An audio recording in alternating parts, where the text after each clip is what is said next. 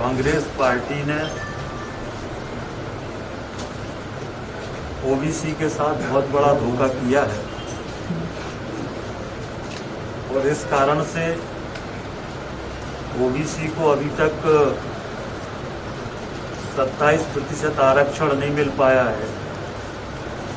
ये विधेयक की कॉपी है जो विधानसभा में कांग्रेस सरकार लेकर आई थी। इसमें कितनी गलत जानकारी दी गई है, इसको अगर आप देखेंगे तो इसमें लिखा हुआ है कि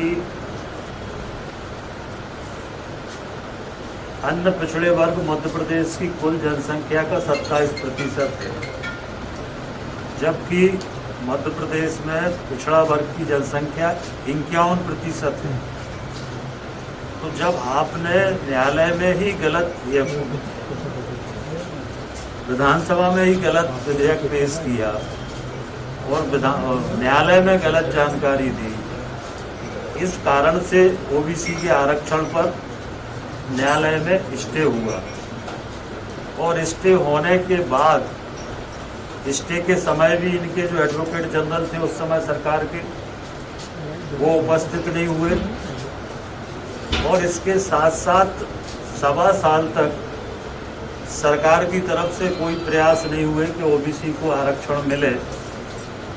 अगर उस समय स्टे हुआ था तो सरकार को सुप्रीम कोर्ट जाना था स्टे के खिलाफ, वो सुप्रीम कोर्ट भी नहीं गए और इस तरह से ओबीसी को गुमराह करने का काम कांग्रेस पार्टी ने किया है और ओबीसी के साथ धोखा दिया। ये स्वयं लिख रहे हैं कि कुल आबादी 27%, जबकि ओबीसी की आबादी मध्य प्रदेश में 51% है। तो जब आप खुद ही विधेयक में गलत जानकारी दे रहे हो तो न्यायालय से तो स्वाभाविक रूप से स्टे होना ही था और इसीलिए भारतीय जनता पार्टी की हमारी सरकार ने, माननीय मुख्यमंत्री जी ने हमारी सरकार बनने के बाद ओबीसी को 27% आरक्षण मिले, इसको लेकर गंभीरता से प्रयास किए। न्यायालय में ठीक ढंग से सरकार का पक्ष रखा। मुख्यमंत्री जी के आग्रह पर सॉलिसिटर जनरल स्वयं वर्चुअली कल न्यायालय में उन्होंने अपनी बातें रखी, तथ्य रखे। हमारे एडवोकेट जनरल उपस्थित थे और हमारी तरफ से आवेदन था कि इसकी अंतिम सुनवाई करके निर्णय किया जाए, जिसको न्यायालय ने माना है और अंतिम सुनवाई 20 सितंबर न्यायालय ने तय की है और उसमें फिर जो भी फैसला आएगा उसके आधार पर सरकार आगे विचार करेगी। परंतु ओबीसी को धोखा देने का काम कांग्रेस पार्टी ने किया है और इसलिए मेरी ये मांग है कि कांग्रेस पार्टी प्रदेश में ओबीसी के लोगों से माफ़ी मांगे।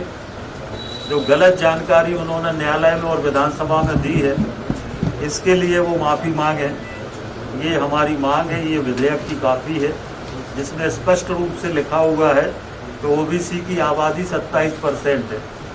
जब आप स्वयं 27% लिख रहे हो तो 100% आरक्षण कैसे हो जाएगा? 27 का 27 कैसे हो जाएगा? तो आबादी 51% है। तो किस तरह से लोकसभा चुनाव में जल्दबाजी में, बिना किसी तैयारी के, बिना किसी तथ्यों के, बिना किसी तर्क के ये विधेयक लाया और जब हाई कोर्ट में इस पर सुनवाई हुई तो एडवोकेट जनरल कांग्रेस के समय वो उपस्थित नहीं हुए, इसलिए स्टे हुआ। अब सरकार पूरी ताकत के साथ सारे तथ्य रख रही है। माननीय मुख्यमंत्री जी ने पिछड़ा वर्ग की ठीक स्थिति भविष्य में सामने आ सके, इसके लिए पिछड़ा वर्ग कल्याण आयोग बनाने का काम किया है और वो आयोग सारे राज्य में दौरा करके जो पिछड़ा वर्ग की सामाजिक, आर्थिक, शैक्षणिक जो स्थिति है वो मैं तथ्यों के साथ आने वाले समय में वो रिपोर्ट में आएगा, तो इससे भी हमारा पक्ष मजबूत होगा। तो ये कांग्रेस ने धोखा किया है और इसके लिए कांग्रेस से माफ़ी की मांग हम करते हैं।